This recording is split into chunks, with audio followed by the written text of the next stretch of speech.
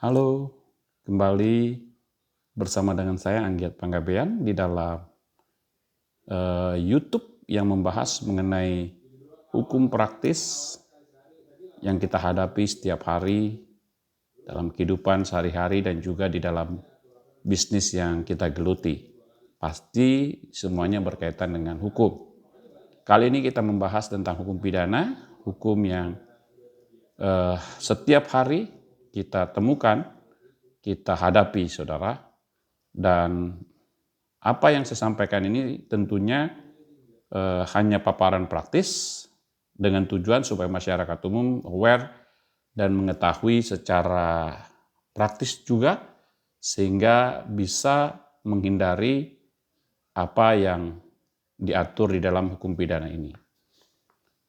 Hukum pidana adalah hukum yang mengatur perbuatan dan tindakan yang bertentangan dengan hukum, sekaligus mengatur sanksi yang dikenakan kepada siapa saja orang yang melakukan perbuatan dan tindakan tersebut.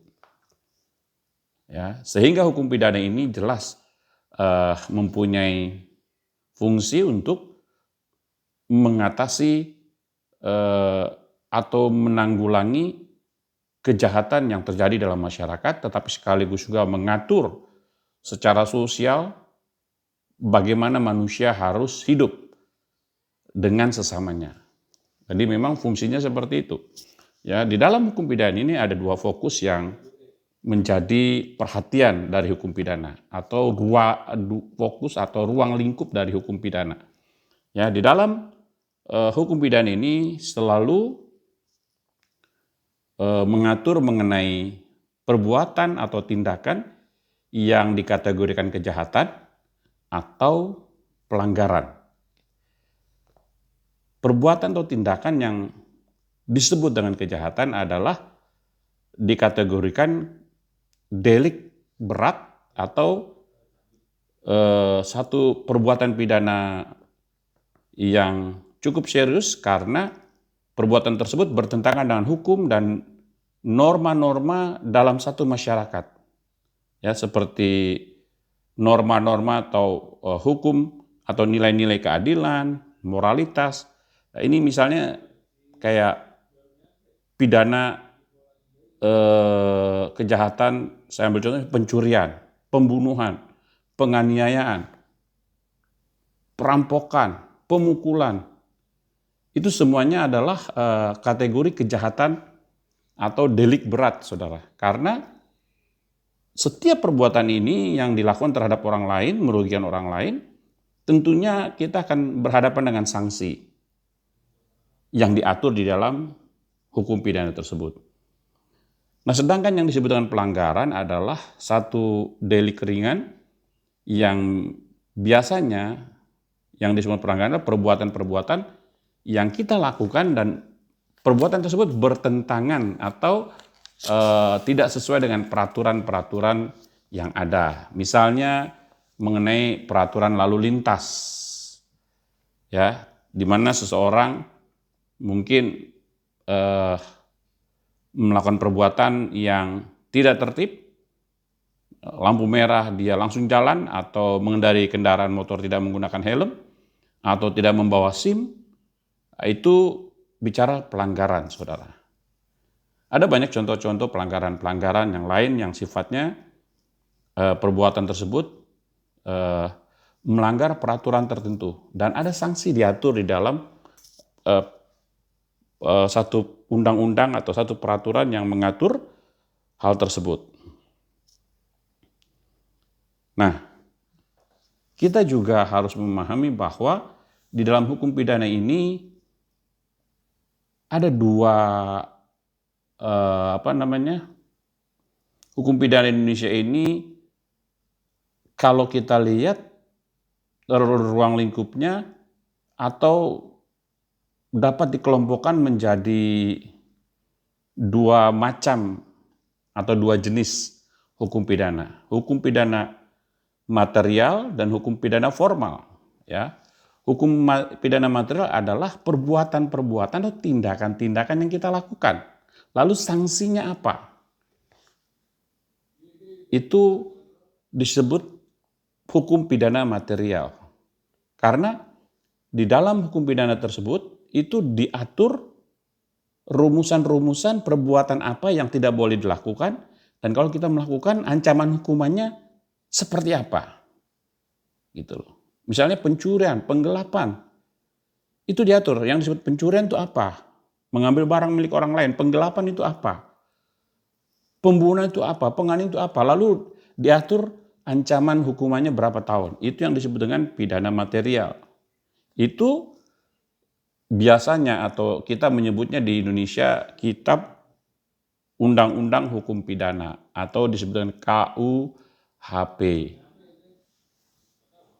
Nah, kalau hukum formil adalah, hukum pidana formil adalah mengenai tata cara atau formalitas bagaimana hukum pidana material itu dilaksanakan. Lalu bagaimana kita yang diduga melanggar atau melakukan kejahatan seperti di dalam KUH pidana tersebut mempertahankan hak hukum kita. Misalnya kita dilaporkan pencurian. Pasal 362 misalnya. Atau penggelapan 372. Dilaporkan ke polisi oleh seseorang.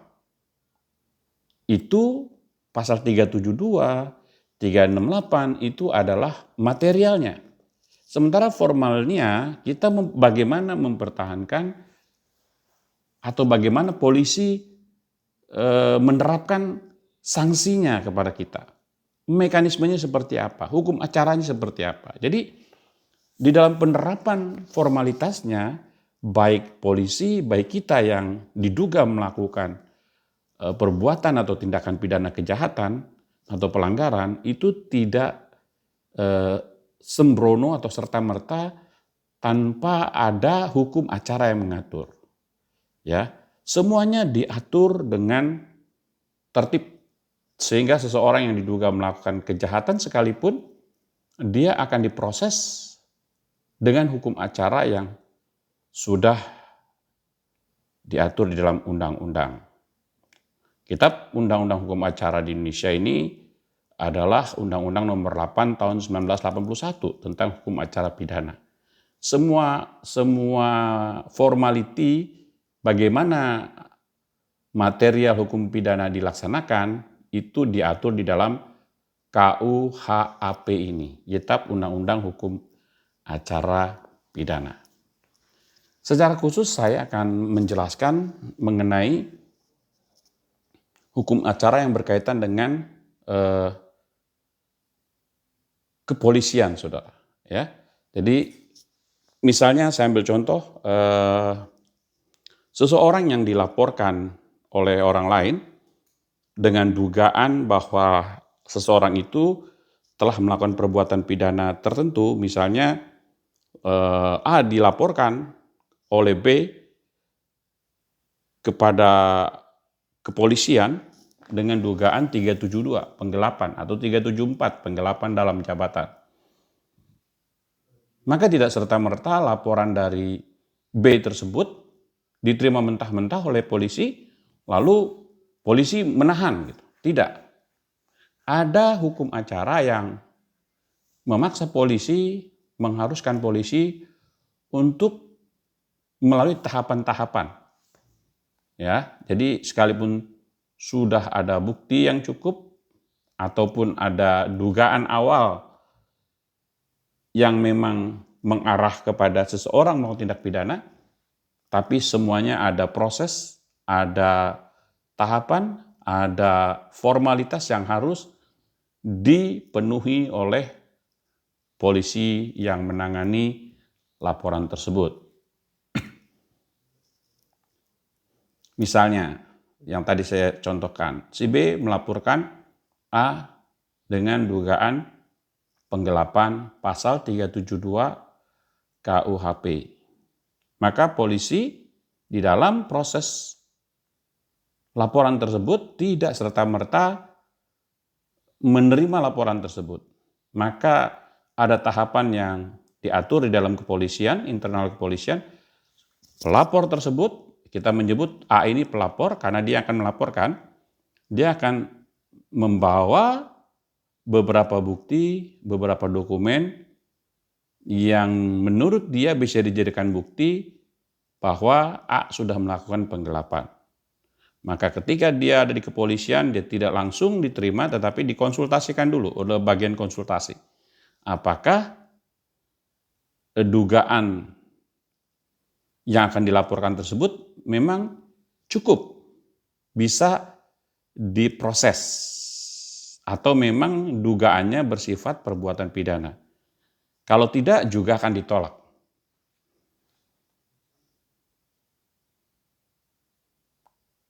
Karena tidak mungkin seseorang itu melaporkan orang lain hanya semata-mata karena ketidaksukaannya tanpa bukti yang cukup.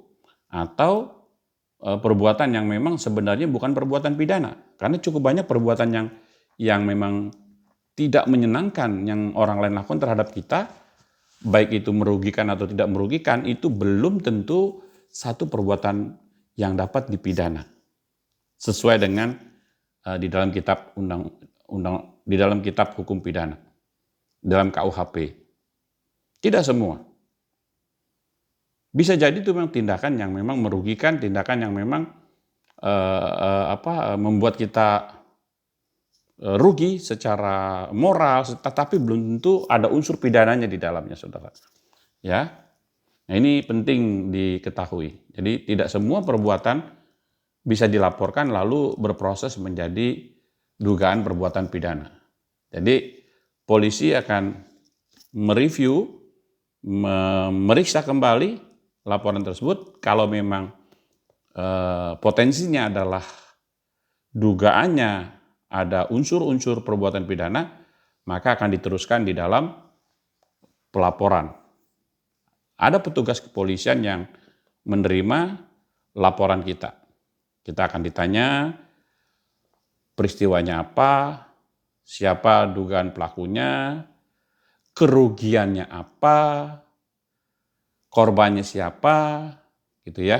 Semua ditanya, dicatat. Lalu setelah kita menceritakan semua, lalu bukti permulaannya ini, ya, bukti kerugiannya ini disampaikan kepada penyidik atau kepolisian, petugas polisi, petugas yang menerima laporan, maka akan disiapkan oleh petugas yang disebut tanda bukti laporan atau TBL, tanda bukti laporan kepolisian. Ya, setelah tanda bukti laporan tersebut dibuat, maka internal polisi akan memproses, saudara. Ya, petugas kepolisian yang bertugas menerima laporan saudara A ini atau saudara B ini akan diproses di internal kepolisian untuk dinaikkan ke kepala KOPS atau ke kepala bagian tertentu untuk diarahkan atau berikan kepada unit-unit yang akan menanganinya. Tahapan pertama yang akan dilakukan polisi tidak serta-merta langsung bukti tersebut diterima, bukti awal tersebut diterima sebagai bukti sehingga langsung bisa dilakukan tindakan-tindakan yang mengarah kepada wah ini jelas nih ada kejahatan, tidak. Ya, ada satu tahapan yang diatur di dalam pasal 1 KUHP yang disebut dengan penyelidikan dan penyidikan. Ya, penyelidikan ini apa, saudara? Penyelidikan ialah rangkaian tindakan polisi atau penyelidik. Ya, penyelidik ini adalah seorang polisi yang ditugaskan untuk melakukan penyelidikan. Ya, setelah laporan tersebut diarahkan ke unit tertentu yang menangani laporan Tuan B tersebut, ya, di dalam kepolisian ada unit Kamne, keamanan negara, ada unit Jatanras, kejahatan keras, ada unit harta benda, ada unit Resmo, cukup banyak unit di sana, ada beberapa unit. Dan bisa saja di beberapa unit tersebut kasus kita diarahkan ke sana.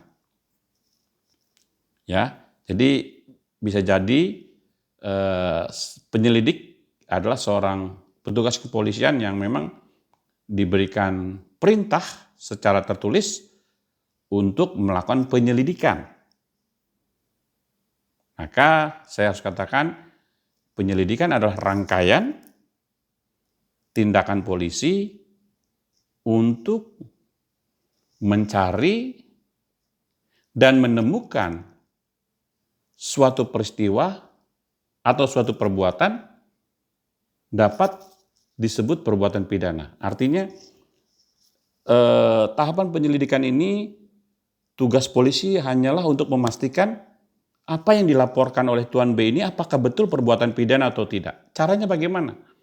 Polisi akan memanggil banyak saksi pihak-pihak yang akan dimintai keterangan. Sebab itu di dalam tahap penyelidikan ini bukan panggilan, tetapi beberapa orang yang mengetahui, yang mendengar, yang melihat langsung, yang mengalami langsung akan dipanggil oleh penyelidik ini, petugas kepolisian ini untuk dimintai keterangannya. Maka dari laporan Tuan B ini biasanya akan disebutkan siapa-siapa yang mengetahui dugaan tindakan pidana yang dilakukan Tuan A ini. Maka B yang melaporkan itu akan menyebut Syanu, misalnya sekretaris saya atau bendahara saya, maka mereka akan dipanggil ya untuk dimintai keterangannya. Mereka bukan dipanggil, diundang. Jadi di dalam surat kepolisian pun itu bukan panggilan namanya, karena mereka datang bukan untuk membuat berita acara pemeriksaan, tetapi dimintai keterangan. Jadi undangan untuk dimintai keterangan, undangan untuk melakukan verifikasi, gitu loh. Jadi biasanya dipanggil dulu saksi-saksi yang mengetahui persis peristiwa ini, peristiwa 372 yang dituduhkan ini. Ya, lalu akan ditanya hubungannya apa dengan Tuan A, hubungannya apa dengan Tuan B, tugasnya apa di perusahaan, tahu nggak peristiwa penggelapan yang dilakukan oleh Tuan A, gitu. Ya, polisi akan mengumpulkan sebanyak mungkin keterangan sampai polisi menemukan atau merekonstruksikan atau dari misalnya 5 yang dimintai keterangan, 5-nya mempunyai cerita yang sama, lalu bisa menyimpulkan polisi bahwa memang ada perbuatan pidana, memang ada penggelapan, dugaan penggelapan. Karena memang terlihat dari misalnya rekening bank yang berkurang, ada pembelian barang yang tidak diketahui misalnya.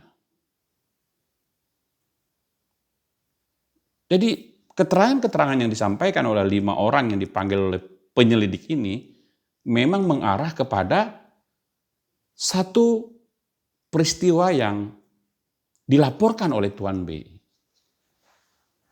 tentang A. Semuanya mengarah kepada bahwa memang A inilah yang melakukan.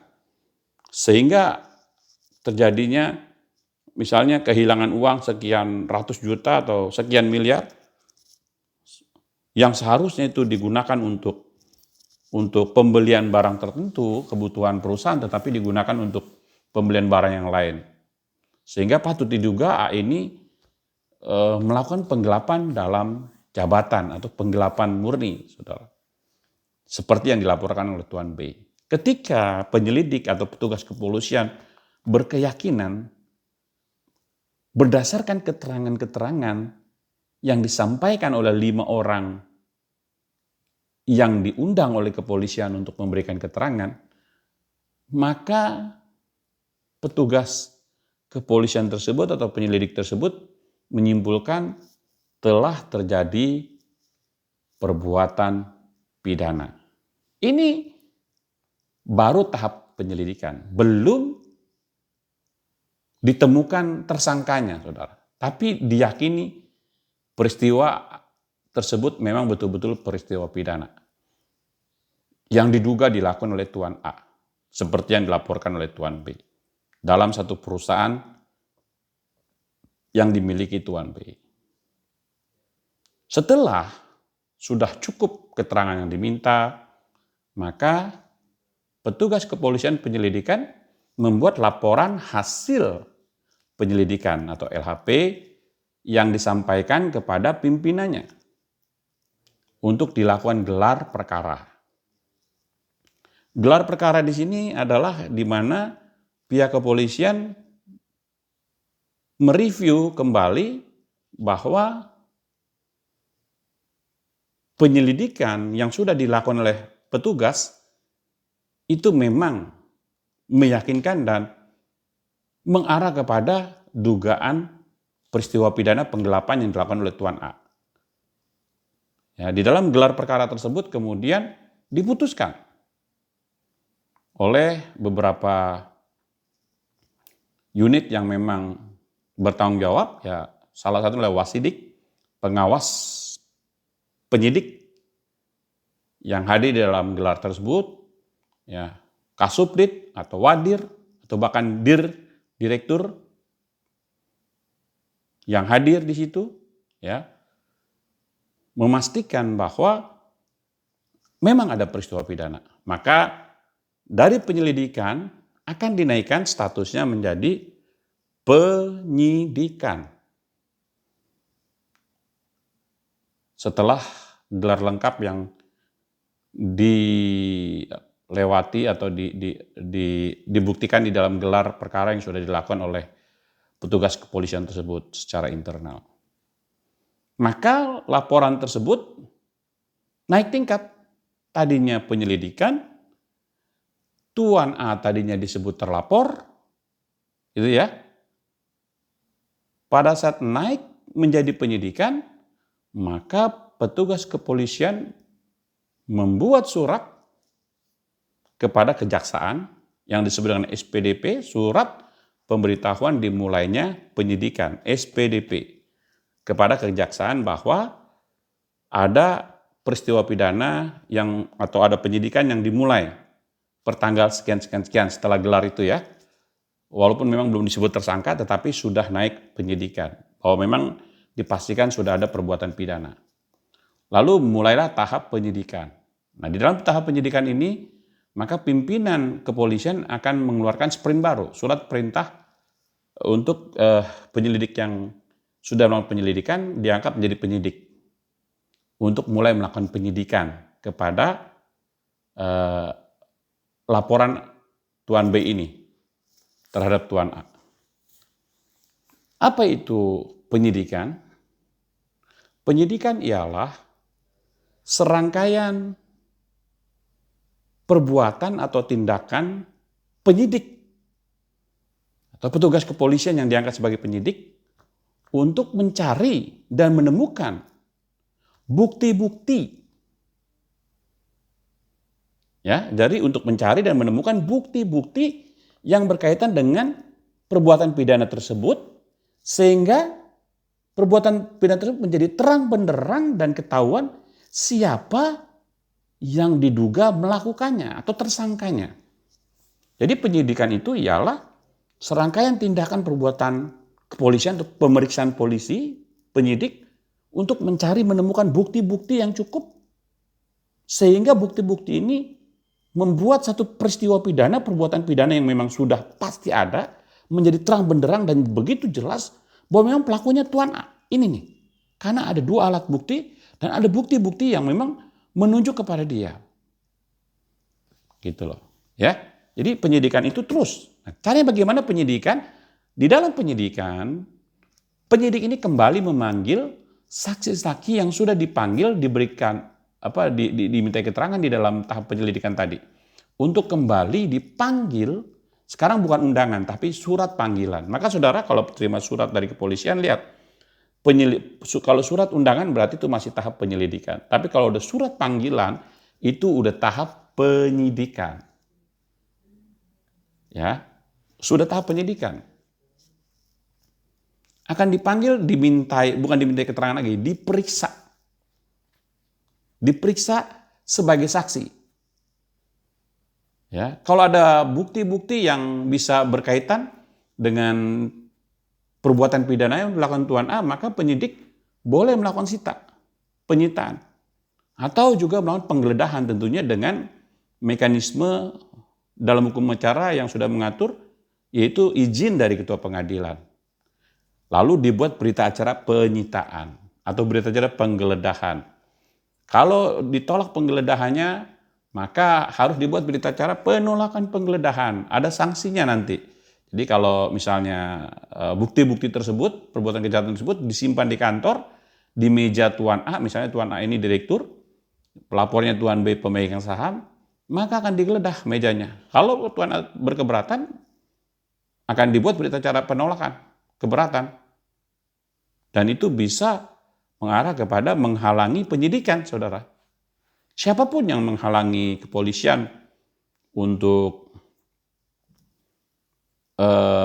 melakukan penyidikan, itu bisa terkena pidana juga gitu. Ya, pidana yang menghalangi penyidikan.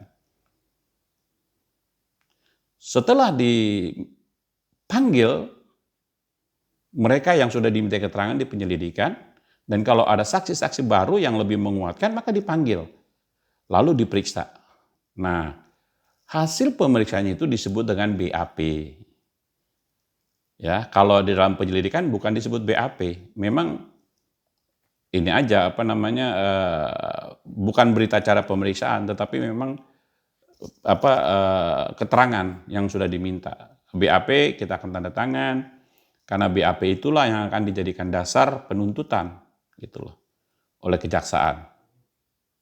Itu fakta-fakta yang tertuang yang dikumpulkan oleh penyidik yang menjadi dasar atau menjadi fakta-fakta yang akan digunakan oleh jaksa untuk melakukan penuntutan terhadap Tuan A.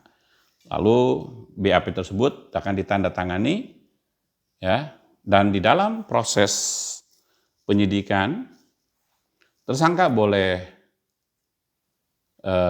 atau berhak didampingi oleh penasihat hukum yang dia pilih sendiri. Ya, kalau ancaman hukumannya di atas 5 tahun, apalagi 15 tahun, dan dia tidak punya penasihat hukum, pejabat yang memeriksa harus menyiapkan penasihat hukum untuk mereka. Karena memang ancamannya berat, saudara. Ya, setelah BAP dilaksanakan, bukti-bukti yang cukup, minimal bukti permulaan, ya bukti permulaan minimal 2 alat bukti, saudara. Ya, ini yang seringkali menjadi polemik. Sebenarnya 2 alat bukti itu apa sih, gitu, saudara? Yang disebut dengan alat bukti tentunya kita semua tahu ada 5, saudara. Ya, alat bukti saksi, ya, saksi itu juga alat bukti, saudara. Jadi 2 alat bukti cukup untuk menahan seseorang. Alat bukti saksi. Jadi keterangan saksi itu sebenarnya alat bukti. Lalu alat bukti tertulis, ya dokumen-dokumen, misalnya bukti tarikan uang, cek, bukti transfer, dokumen-dokumen perjanjian, itu menjadi alat bukti tertulis. Ya. Pengakuan tersangka itu sendiri juga bisa menjadi alat bukti. Ya, setelah dikuatkan dengan alat-alat bukti yang lain.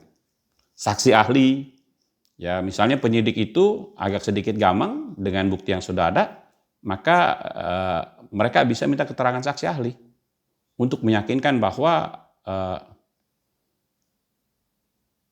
penyidikan yang sudah dilakukan ini memang mengarah kepada 372 atau 374, maka diminta saksi ahli. Saksi ahli pun bisa dijadikan sebagai alat bukti. Ya, beda alat bukti dengan barang bukti. Ya saudara, kalau barang bukti adalah satu barang yang digunakan sebagai alat untuk melawan kejahatan, sebagai hasil dari kejahatan, gitu ya. Jadi alatnya, hasil dari kejahatannya, gitu. Atau dari kejahatan dibeli, sehingga ada sesuatu yang dibeli, misalnya itu. Dia menggelapkan uang dan uang tersebut buat beli mobil. Mobilnya itu menjadi barang bukti. Gitu. Itu hasil dari kejahatan. Ya, itu beda. Kalau alat bukti adalah satu alat bukti yang diuji dengan bukti-bukti yang ada, dengan keterangan-keterangan, dan memang menguatkan bahwa bukti-bukti yang ditemukan ini sesuai dengan alat bukti. Misalnya saksi yang sudah menerangkan lalu memberikan hasil pemeriksaan di berita acara pemeriksaan memang menjelaskan bahwa mobil barang bukti yang dibeli oleh Tuan A itu dari hasil gitu, dari hasil uang perusahaan yang diberikan oleh Tuan B untuk membeli barang tertentu, bukan beli mobil. Dan terbukti dari rekeningnya misalnya, itu diketahui oleh misalnya bagian keuangan. Ya, jadi memang alat buktinya, keterangan saksi tersebut itu relevan atau sesuai dengan bukti yang ada. Jadi barang bukti itu harus berkaitan dengan alat bukti. Nah, setelah diuji maka jelas dua alat bukti yang cukup itu sudah cukup untuk membuat penyidik boleh menahan, saudara. Boleh menahan tersangka. Atau pidana yang ancaman hukumnya di atas 5 tahun, itu jelas boleh dilakukan penahanan. Ya, jadi penyidikan seperti itu, saudara. Nah, setelah dilakukan penyidikan dan semua sudah cukup selesai, maka penyidik segera melimpahkannya ke kejaksaan. Itu yang sering orang bilang P21. Ya, P21 artinya semua berkas sudah selesai. Ya, waktu pelimpahan ke kejaksaan 3 yang diserahkan oleh penyidik. Pertama adalah berkas perkara yang sudah lengkap, ya, semua sudah lengkap, BAP sudah lengkap, bukti-bukti sudah diambil, ya, alat bukti, saksi segala macam sudah didokumentasikan semuanya. Lalu tersangka juga diserahkan, saudara, kepada kejaksaan. Misalnya Tuan B, Tuan A juga diserahkan ke kejaksaan. Sama barang buktinya. Barang buktinya apa? Yang disita oleh kepolisian itu diserahkan ke kejaksaan. Pada saat diserahkan ke kejaksaan akan memeriksa apakah sudah cukup, bisa dilanjutkan ke tahap berikutnya, yaitu tahap persidangan di pengadilan pidana. Jikalau sudah cukup, maka itu disebut dengan P21, selesai. Maka kewenangan penyidik selesai sampai di situ. Ya, beralih kepada kewenangan kejaksaan, jaksa yang melakukan penuntutan di dalam pengadilan. Nah, setelah di pengadilan, tersangka tersebut, begitu sidang pertama, tersangka yang sudah diserahkan kepada kejaksaan dan sidang pertama, maka disebut dengan terdakwa. Ya, jadi terdakwa itu adalah tersangka yang sudah selesai penyidikannya dan dimulai persidangan. Dan jikalau terbukti bersalah, hakim memeriksa semua dari awal persidangan, diperiksa semua barang bukti, semua keterangan saksi segala macam, lalu dinyatakan bersalah, maka terdakwa tersebut disebut terpidana setelah dijatuhi hukuman. Ya, setelah diperiksa, maka hakim berkeyakinan fakta-fakta dan bukti, keterangan saksi semuanya memang secara meyakinkan Tuan A bersalah melakukan tindakan penggelapan yang merugikan PT X, lalu dihukum sekian tahun, jebret, gitu ya. Lalu Tuan A disebut dengan terpidana. Ya. Inilah kurang lebih proses dari pidana, saudara. Ya, jadi memang baik kepolisian, dimulai dari kepolisian itu tidak bisa sewenang-wenang melakukan pemeriksaan. Jadi kita nggak perlu khawatir, apalagi cuma dipanggil menjadi saksi atau diminta keterangan, nggak usah khawatir. Kalaupun dilaporkan, kita pun nggak perlu khawatir, ya, karena tahapannya masih ada 2, yaitu penyelidikan dan penyidikan. Dan di situ kita punya kesempatan untuk membuktikan, menyampaikan keterangan-keterangan dan bukti-bukti serta saksi-saksi yang meringankan kita bahwa memang Tuan A ini tidak melakukan penggelapan. Ini berdasarkan atas perintah Tuan B sendiri, dibuktikan segala macam. Jadi ada kesempatan untuk kita mempertahankan hak kita, saudara. Ini penting, ya. Jadi pidana itu harus dihadapi. Mengerti, saudara, ya, sampai di sini, ya. Semoga paham sehingga kalau kita berurusan dengan polisi, kita jangan khawatir, ya. Karena demi hukum setiap orang yang diundang oleh kepolisian untuk dimintai keterangan dan atau dipanggil di dalam pemeriksaan penyidikan, maka demi hukum orang itu harus datang. Nggak boleh tidak. Karena memang ada sanksi hukum apabila kita diundang dan dipanggil tidak hadir memenuhi panggilan undangan tersebut. Ya, karena setiap orang berkewajiban untuk menjelaskan apa yang dia ketahui tentang suatu peristiwa pidana. Kalau kita tahu ada peristiwa pidana dan kita tidak melaporkannya, tidak memberitahukannya, tidak menjelaskannya kepada kepolisian, kita pun bisa pada posisi terkena pidana, saudara. Jadi memang ada tanggung jawab setiap orang yang mengetahui satu peristiwa pidana untuk membuat pidana tersebut lebih terang, lebih jelas, supaya penyidik kepolisian bisa bertindak berdasarkan kewenangannya. Ini tugas polisi yang harus dibantu oleh masyarakat. Ya, jadi kalau kita bukan terlapor, nggak usah takut. Bagaimana kalau kita terlapor? Lebih tidak usah takut lagi, ya, karena begitu banyak laporan-laporan di kepolisian itu tidak berujung kepada penahanan, ya, atau pasti P21 atau pasti ditahan, tidak. Ya, ada juga yang selesai, artinya sampai tahap penyelidikan ternyata polisi menyimpulkan ini tidak ada peristiwa pidana di dalam LHP, laporan hasil perkara, hasil penyelidikan. Sehingga di dalam gelar perkara dihentikan penyelidikannya. Atau kalaupun sudah naik ke penyidikan, ternyata bukti-buktinya tidak cukup. Atau ternyata di dalam gelar, ketika mau menetapkan tersangka, SPDP, ternyata tidak ada bukti-bukti yang cukup. Atau disimpulkan oleh saksi ahli ini tidak ada pidana, maka harus dihentikan dengan mekanisme SP3, surat penghentian pemeriksaan pidana, saudara, SP3. Surat penghentian penyidikan pidana. Ya, jadi begitu SP3 selesai, maka penyidikan selesai. Tidak semua laporan kepolisian dalam penyelidikan naik ke penyidikan. Tidak semua laporan kepolisian dari penyelidikan naik ke penyidikan lalu menjadi tersangka. Tidak semua laporan kepolisian yang dimulai dari penyelidikan, penyidikan, penetapan tersangka, lalu pasti ditahan. Ya, bisa jadi di dalam penyidikan mekanisme SP3 dijalankan karena ada bukti-bukti, ada keterangan saksi ahli, ada tindakan-tindakan upaya hukum tertentu yang mengharuskan demi hukum penyidikan harus dihentikan. Ya, misalnya upaya khusus pra-peradilan. Pra-peradilan itu juga hak tersangka, hak terlapor, ya, ketika dia merasa bahwa laporan tersebut itu nggak benar, gitu. Apalagi penetapan tersangkanya nggak benar, boleh dilakukan pra-peradilan, ya, ke pengadilan negeri. Artinya polisinya digugat secara pra-peradilan. Ya, pra-peradilan ini objeknya adalah formalitas dari pidana. Misalnya penetapan tersangkanya secara formalitas, misalnya alat buktinya cuma satu, atau alat buktinya meragukan, itu harus dibuktikan di dalam persidangan pra-peradilan. Ketika hakim tunggal dalam pra-peradilan mengabulkan atau menerima permohonan pra-peradilan dari tersangka Tuan A, maka demi hukum status tersangka tersebut harus dilepaskan dan penyidikan harus dihentikan, saudara.